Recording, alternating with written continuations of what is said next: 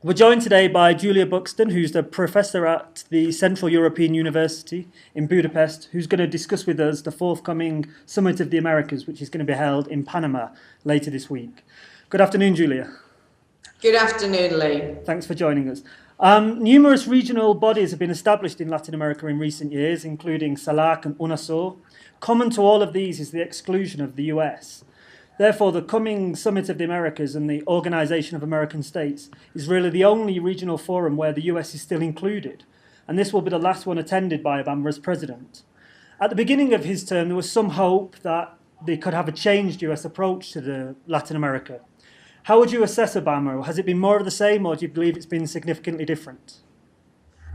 I think the Obama administration has been a huge disappointment to most people who are observing events in Latin America, if not globally. US foreign policy has been very, very conservative. The promises of change and the expectations that we would see a revolution in US foreign policy, or at least moderate reform, has proven not to be realised. And overall, I think we'll see the Obama administration as a lost opportunity for the region and international politics on a whole range of issues, in particular in relation to Latin America, talking about trade, relations with the left-wing governments in Latin America, and also the war on drugs. On a number of issues, the Obama administration has simply passed the opportunity for reform.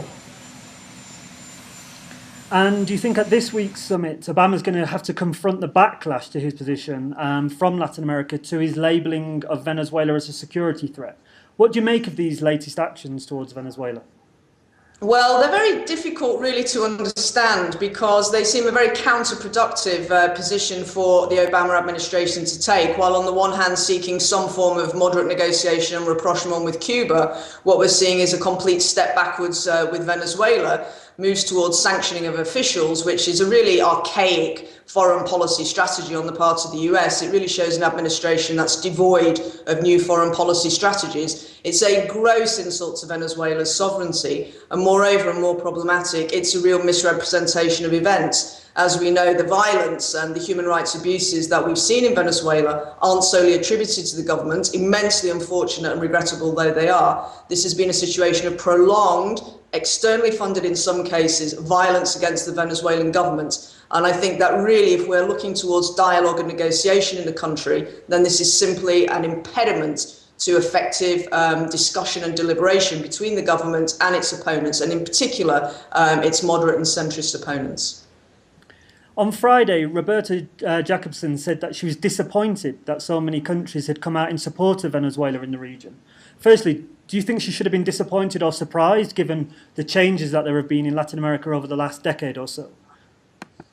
Well, I think it's really an indication of how far removed the US spokespeople, State Department people are from Latin American sentiment.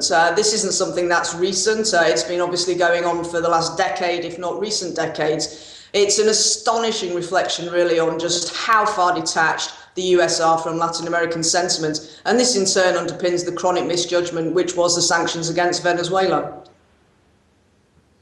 And what do you think the changed approach to Cuba represents in this context? Well, I think despite the initial tremendous fanfare that we saw around the assumed rapprochement with Cuba, really we're only seeing very, very tentative steps. It's very clear that the US wants to really step the lead, as it were, on the Cuba negotiations. And the Cubans are very sophisticated operators, and the Cubans are very, very clear that this is a dialogue. It's not a unilateral position that the US is setting out as far as these negotiations go.